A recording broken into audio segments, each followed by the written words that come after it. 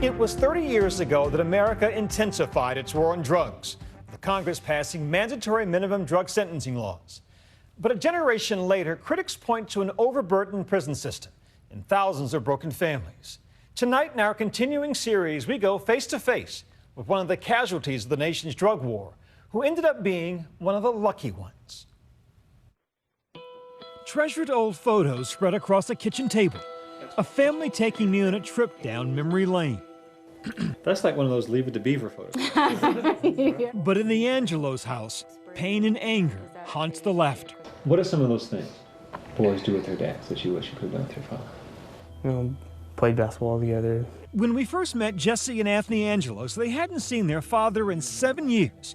He was serving time in a federal prison 2 states away. Is one bitter because of that? Sad, angry, some of all the above? Mostly sad and then anger after. Sad because there's nothing I could do about it, and angry is that they shouldn't have done that to me. I'm sorry. It's okay. Their father is Weldon Angelos. He's serving a 55-year sentence. His crime? Carrying a gun and selling 24 ounces of pot. What do you think of the law that sent your brother away for 55 years? It's like pennies worth of marijuana. How could somebody be doing life for that? Since Congress created mandatory minimum sentences for drug-related crimes, the federal prison population has quadrupled in size, from 58,000 prisoners to almost 200,000. Many like Weldon Angelos received decades or more for nonviolent crimes. Salt Lake City, 2002. Weldon Angelos was a 22-year-old aspiring music producer and father of 2 toddlers. But Angelos also got involved with selling marijuana. The police caught wind, set up 3 stings, buying about $1,000 worth of marijuana from Angelos. During the deals, police say Angelos had a gun in his possession, the critical detail that made this case so extreme. It went to federal court. Angelos was convicted. Mindless is a good word. And under the law, Judge Paul Cassell was forced to hand down a sentence that burdened him for years. Do you ever think about him? Yeah, I do think about Angelos. I sometimes drive on the interstate by the prison where he's held, and I think that wasn't the right thing to do, and the system forced me to do it. Under federal mandatory minimum sentencing laws, Angelos was facing 55 years for the gun and marijuana charges combined. He was a first-time offender.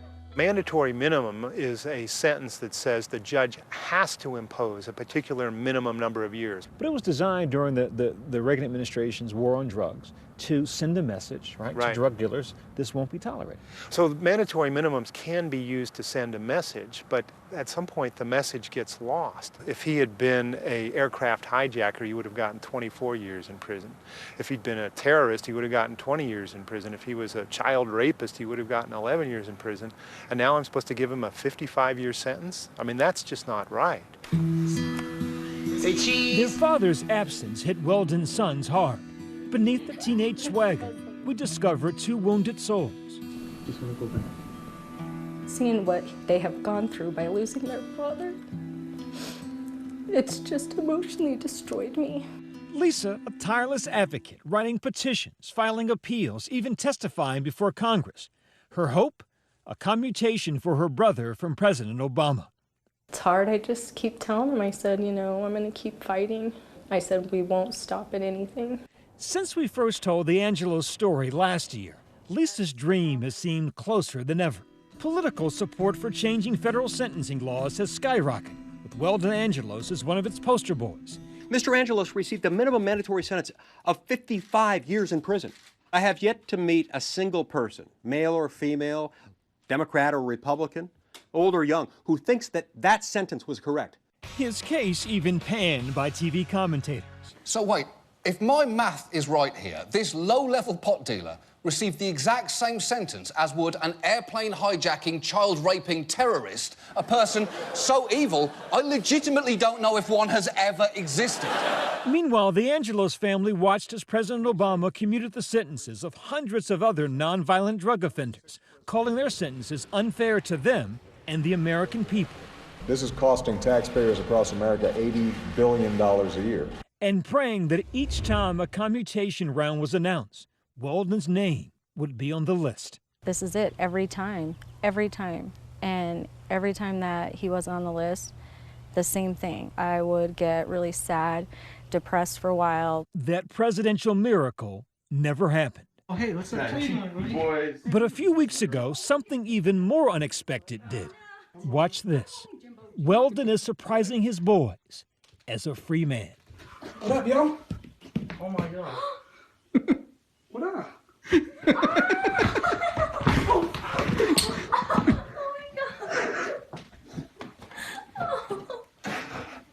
I love you guys.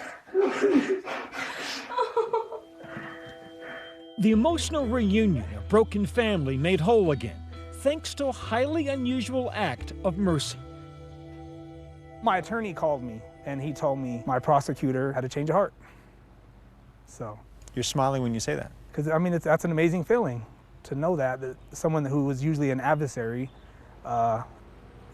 agrees that I should no longer be in prison. The exact details of Angelos' release are still under court seal, but it was the prosecutor who sent him away, who filed a motion that shortened his sentence, meaning an immediate release.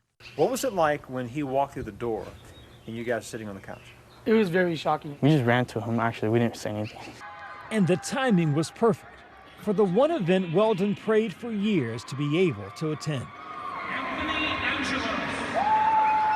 His oldest boy's high school graduation.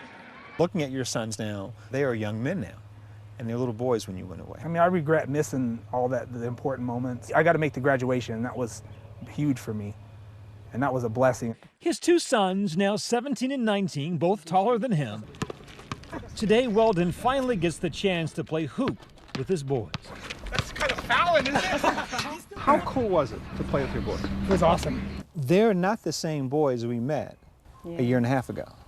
They seem heavy and burdened and old souls back then. And I think I told you the last time, I can feel their heavy hearts. You couldn't feel that smile that I know they have. And ever since he's been home, that's all I felt. We were in the kitchen. They walked past and they touched him. Yeah. On the basketball court, they touched him. To be able to touch him is just amazing for them. Many familiar with the Angelos case credit Lisa's dogged campaigning for her brother's release. With a full-time job, a husband, a toddler of her own. No easy task. My sister's amazing. Without her, I wouldn't have survived this past 13 years. When I make a promise, I keep it. I promised him the day he got locked up that I would never stop till he came home. And I promised our father that I would never give up no matter what. In all the happiness, the pain of a conspicuous absence. Weldon's father, Joe. My father passed away in February 2015.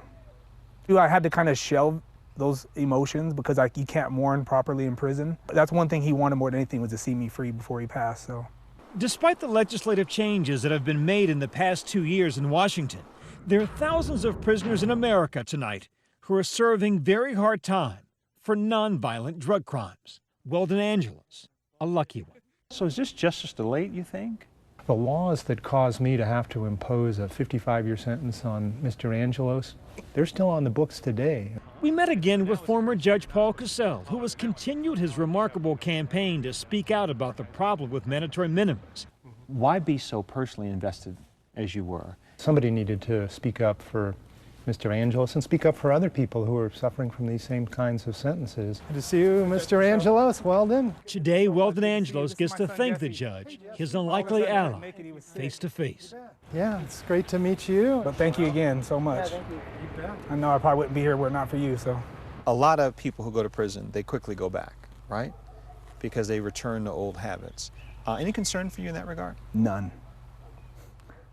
Nothing's worth going back to that place for. Nothing. We had this song when he first got locked up. It was the Mariah Carey, Through the Rain. I can make it through the rain. And I would play it for him over the phone all the time. And so when he got out, I told him, I said, "You made it through the rain." So, and he goes, "We sure did." He had a hell of an umbrella.